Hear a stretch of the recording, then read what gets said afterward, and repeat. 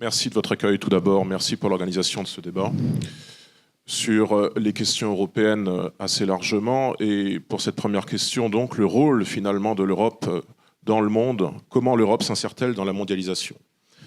Eh bien, cette question, me semble-t-il, va me permettre de répondre finalement à un extrait de l'intervention de mon premier contradicteur, le représentant des Républicains, qui avait laissé entendre que, avec ce qu'il appelait les nationalistes, c'est-à-dire implicitement le Rassemblement national, ce serait l'autarcie, ce serait le repli sur soi.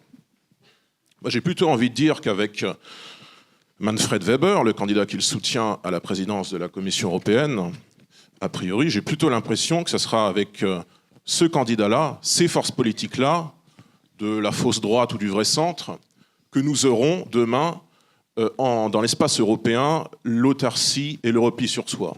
Parce que finalement, nous aurions, dans ce cas-là, nous continuerions à être dans la roue des États-Unis, nous continuerions à participer à l'OTAN, nous continuerions à être hostiles, on ne sait pour quelle raison, juste à la Russie, alors que cela présente des conséquences, notamment sur le plan énergétique, qui sont assez importantes. Et puis on continuerait à se battre à armes inégales contre la Chine et l'Inde, lesquelles sont en train de nous dépasser dans un certain nombre de terrains industriels, notamment s'agissant de la Chine, la robotisation et l'intelligence artificielle. Alors cette Europe-là, naturellement, je n'en veux pas. Et je ne veux pas utiliser mon temps de parole pour vous expliquer que moi, je suis jeune, je serais né dans les années 80 ou dans les années 90. Tout le monde s'en fout. Évidemment, tout le monde ici est né dans les années 80, c'est pas le sujet. Il me semble... Enfin, on va dire dans les années soit 50 à 90. On est tous des enfants de la Ve République. Mais existera-t-elle encore la cinquième si demain nous ne prenons pas en compte un certain nombre de défis? Est-ce qu'il est plus important dans ce débat de dire « moi je suis né en 99 » ou de prendre en compte par exemple le 1,2 milliard d'habitants de l'Inde? Voilà. Les grandes masses démographiques, les grands enjeux géostratégiques à l'œuvre ne sont absolument pas pris en compte par l'Union européenne telle qu'elle est construite. Parce que c'est une union qui est une impuissance politique. Ça n'est pas du tout une Europe puissance, c'est une Europe impuissance.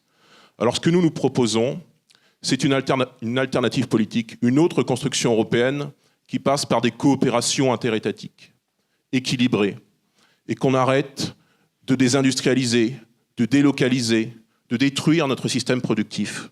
Parce que forcément, quand on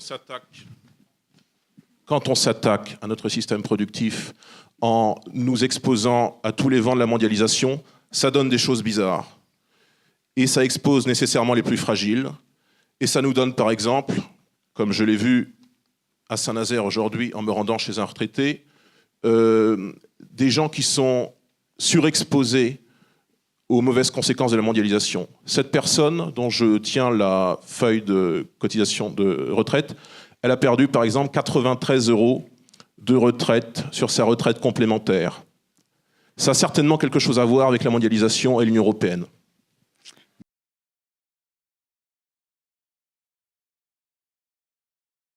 Alors tout d'abord, sur la sécurité, je pense que la principale mesure du Rassemblement national, ça n'étonnera personne, c'est le retour à de véritables frontières.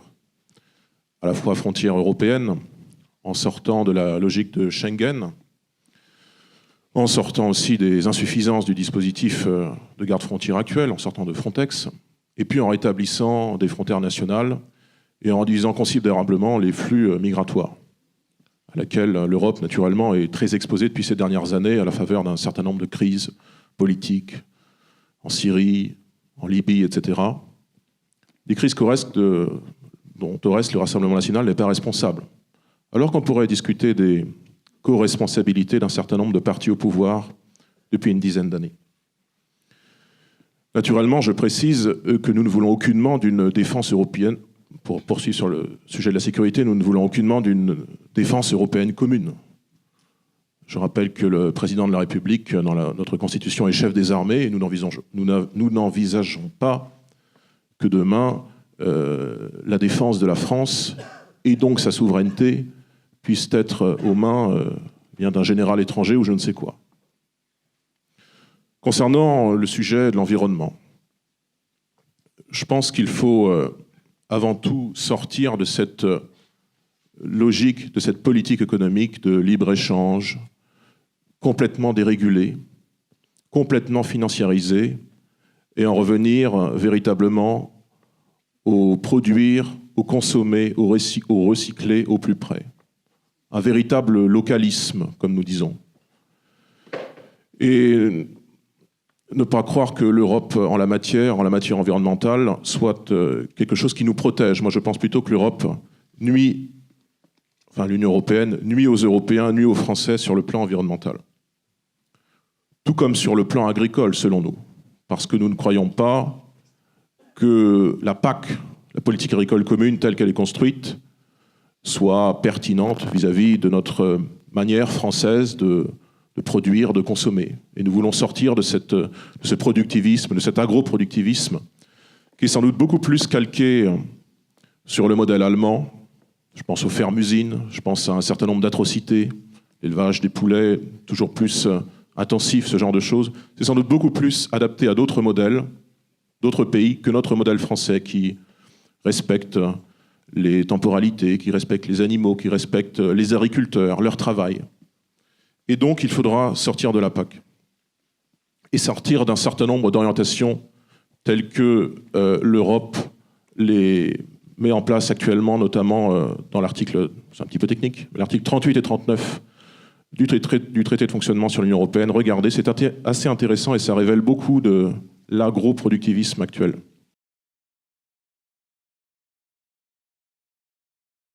Alors, concernant la vente d'armes aux pays en guerre, moi je dirais que ça dépend avant tout des intérêts géostratégiques de la France. Nous sommes, la France, une nation universelle, une nation de paix, le pays des droits de l'homme. Ça ne nous interdit pas, bien sûr, et c'est même essentiel, de défendre nos intérêts. Et il faut donc regarder les intérêts en place, les forces en présence, et nous rappeler, comme le disait Charles de Gaulle, que les États n'ont pas d'amis, ils n'ont que des intérêts. En tout cas, si le Rassemblement national était au pouvoir, je ne sais pas s'il vendrait des armes à la Russie, j'en suis pas certain, mais je suis certain qu'il n'en vendrait pas au Qatar et à l'Arabie saoudite, comme le font un certain nombre de gouvernements successifs, là encore depuis une dizaine d'années. Avec M. Fournier, il y a quelque chose de pratique, c'est qu'il a finalement soutenu 2 gouvernements successifs, l'UMP puis République En Marche. Oui, il y avait Hollande entre-temps, on l'aurait presque oublié. Sur la robotisation, c'est assez difficile de voir où nous allons arriver avec les robots. Pour l'instant, ce sont des choses qui nous aident sur le plan de la santé, il y a des petites choses sympathiques, avec les assistants vocaux maintenant. Ce que nous ne souhaiterions pas, c'est que notamment l'Union européenne décide demain, comme il a semblé en avoir été question ces dernières années, éventuellement d'une personnalité juridique pour les robots. Parce que c'est un petit peu ouvrir la boîte de Pandore. Et nous n'avons pas le sentiment, encore une fois, que l'Union européenne soit une Europe puissance sur le terrain de l'intelligence artificielle, de la robotisation. Et en particulier, nous constatons qu'elle ne pose pas les enjeux, notamment du transhumanisme et du caractère inquiétant de cet enjeu. Sur le secret des affaires, naturellement, nous sommes très hostiles aux dispositions telles qu'actuellement mises en place par l'Union européenne. Nous considérons l'Union européenne...